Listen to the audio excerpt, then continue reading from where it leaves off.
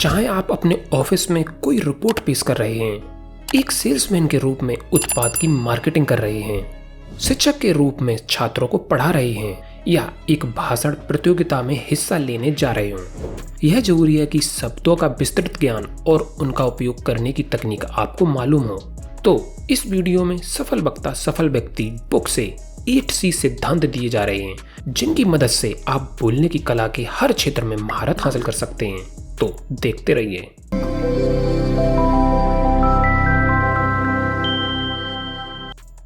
First C, clarity यानी स्पष्टता।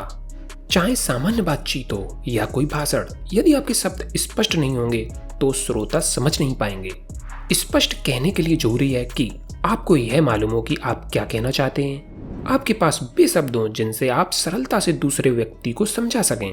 आप जो कह रहे हो, आपकी बॉडी लैंग्वेज वैसी ही हो। हम सबको यह भ्रम होता है कि हमारी बातें स्पष्ट होती हैं, लेकिन एक बार फिर से ध्यान दें और दैनिक जीवन में गौर करें कि क्या आपके साथी अक्सर आपसे बात दोहराने को या फिर से कहने को कहते हैं? क्या दूसरों को आपकी बात समझने में अतिरिक्त ध्यान देना पड़ता है? क्या अक्सर आपकी कही हुई बात को लोग गलत समझ लेते हैं? क्या आपके साथ एक बार फिर कहिए, माफ कीजिए, मैं सुन नहीं पाया, क्या आप स्पेलिंग बतलाएंगे, कृपया लिख कर दे दीजिए, पार्डन, ऐसे शब्द अक्सर उपयोग किए जाते हैं। यदि इनका जवाब हाँ है तो अवश्य ही आप स्पष्ट नहीं कहते हैं और शायद आप यह गलतियां करते हो। 1. जल्दी बोलना। 2. कठिन शब्दों का उपयोग।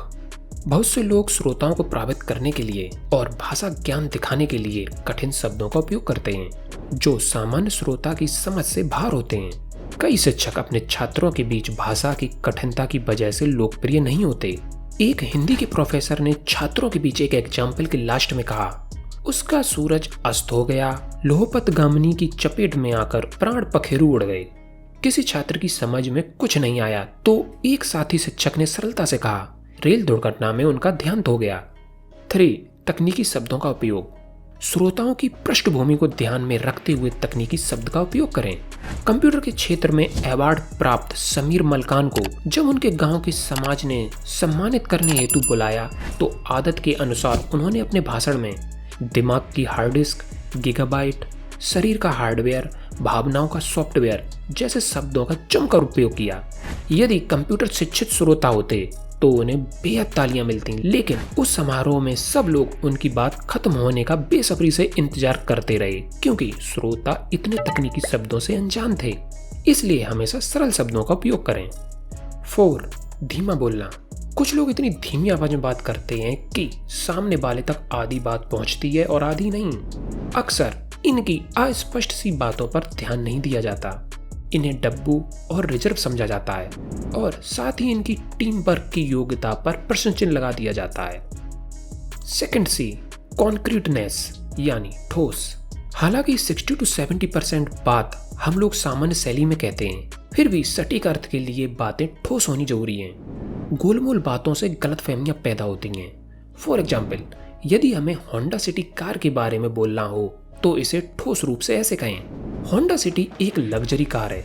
हमें यह नहीं कहना है कि होंडा सिटी एक वस्तु या कार या वाहन या चलित वस्तु है। जितनी ठोस और स्पष्ट बात करेंगे उतनी ज्यादा सफल होने की गुंजाइश होगी और गलतफहमियां कम होंगी।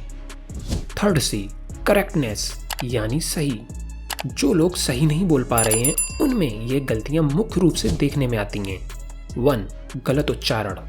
अक्सर हिंदी भाषी लोग इंग्लिश शब्दों के उपयोग के दौरान गलतियां करते हैं, जैसे सेक्रेटरी को सेक्रेटरी, कॉन्ग्रेचुलेशन को कांग्रुलेशन, कैरेक्टर को कैलेक्टर, प्रॉब्लम को प्रलाबलम, गवर्नमेंट को गवर्नमेंट। ऐसी गलतियां ज्यादातर सही उच्चारण न जानने से होती हैं, लेकिन कभी कभी जल्दबाजी से भी हो जाती हैं। 2. गलत व्याकरण। For example, the Sheetal is confused. इसका सही वाक्य होगा शीतल इज कन्फ्यूज्ड। बातचीत और वक्तव्यों में ऐसी गलतियों की भरमार होती है जो जानकार श्रोताओं को विचलित कर देती है। जिस भाषा पर आपकी पकड़ और अच्छा ज्ञान हो उसी भाषा का उपयोग करें। 3. गलत बात या गलत तथ्य। जब आप जानकारी ना होते हुए भी कोई गलत बात कहते हैं, ये सीधे सीधे आपकी योग्यता और ज्ञान पर सवालिया निशान लगा देती हैं। तथ्यों को ढूंढते समय इसका विशेष ध्यान रखें। 4. लहजा। हमारे देश में अलग अलग प्रांतों में बोलने का लहजा अलग है। कभी कभी लहजा बदलने से पूरा अर्थ बदल जाता है। ऑथर की एक फ्रेंड रायपुर के डॉक्टर संजय जैन ने एक किस्सा सुनाया। हुआ यूं, एक अधिकारी ने अपनी विदाई पार्टी में विभाग के लोगों को अंतिम लाइनें कहीं। न गिला करता हूँ न शिकवा करता हूँ, तुम सलामत रहो ये दुआ करता हूँ। एक बंगाली भाषी कर्मचारी को यह लाइनें बेहद पसंद आईं। एक अन्य कार्यक्रम में बंगाली बाबू ने अपनी बंगाली लहजे में इन्हें यूं दोहराया, न गीला करता हूँ न सूखा करता हूँ, तुम साला मत रहो ये दुआ करता हूँ। यह एग्जाम्पल क्षेत्रीय और भाषाई परिवर्तन को समझने के लिए बेहतरीन है। इस सी का अवश्य ध्यान रखें, अन्यथा शिक्षित और बुद्धिजीवी वर्गों में आप वक्ता के रूप में स्वीकार नहीं किए जाएंगे। फोर्थ सी, कंसाइजनेस यानी संक्षिप्त। नेताओं, गुरुओं और समाज सेवकों को इस सी को सीखना अत्यंत आवश्यक है। यह विडंबना है कि इन तीनों वर्गों को माइक पकड़ने के लिए नहीं बल्कि छोड़ने के लिए आग्रह करना पड़ता है। पूर्व नियोजित व योजनाबद्ध कार्यक्रमों में हर वक्ता को बोलने के लिए कुछ समय पहले से ही दिया जाता है। उसी समय में श्रेष्ठतम और अधिकतम कहना वक्ता की जिम्मेदारी होती है। अमेरिकन प्रेसिडेंट फ्रैंकलिन रूजवेल्ट ने अपने पुत्र जेम्स को भाषण का मूल मंत्र दिया कि जब भी आपको बोलने को कहा जाए, सत्य कहो, सरल कहो, संक्षिप्त कहो और स्थान ले लो। फिफ्थ सी, कलर यानी चित्रात्मक या ध्यान खींचने वाला। इससे ऑथर का मतलब है कि विशिष्ट चित्रात्मक या भावनात्मक वर्णन करना। एक ही अर्थ वाले वाक्यों को कई तरीकों से कहा जा सकता है और शैली और शब्द रचना बदलते ही उस वाक्य के प्रभाव में जबरदस्त परिवर्तन आता है। इससे आप श्रोताओं को अपनी बात के साथ किसी दृश्य की कल्पना करने को मजबूर कर सकते हैं। सिक्स्थ सी, कॉमन सेंस यानी सामान्य ज्ञान। ये लोक व्यवहार की कुंजी है। संसार के सभी ज्ञानों में सबसे महत्वपूर्ण सामान्य ज्ञान है। क्यों बोलना है, क्या बोलना है, कहाँ बोलना है, किससे बोलना है, कब बोलना है। यह जानने और समझने के लिए सामान्य ज्ञान अति आवश्यक है, जिसे हम कॉमन सेंस कहते हैं। इस बुक को लिखते हुए ऑथर ने कॉमन सेंस का विशेष ध्यान रखा है ताकि यह हर वर्ग के लिए उपयोगी सिद्ध हो सके।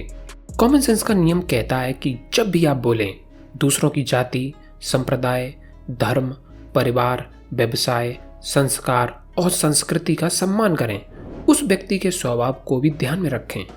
ऑथर को चिकित्सकों की एक पार्टी याद है जहां एक समाज सेवक को मुख्य अतिथि बनाया गया था। समाज सेवक ने भाषण प्रारंभ करते ही सीधा चिकित्सकों और चिकित्सा के व्यवसायीकरण का मुद्दा उठा दिया। चिकित्सक असहज हो उठे, परंतु वह व्यक्ति लगातार चिकित्सक समुदाय के आचरण की आलोचना करता रहा।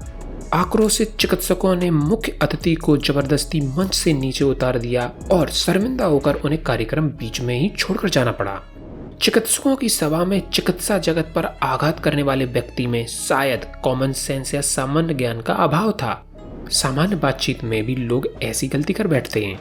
दूसरों से किसी निजी विवाद के बारे में, आर्थिक स्थिति के बारे में व पारिवारिक कलह जैसे विषयों पर सवाल पूछ बैठते हैं और विवाद पैदा हो जाता है।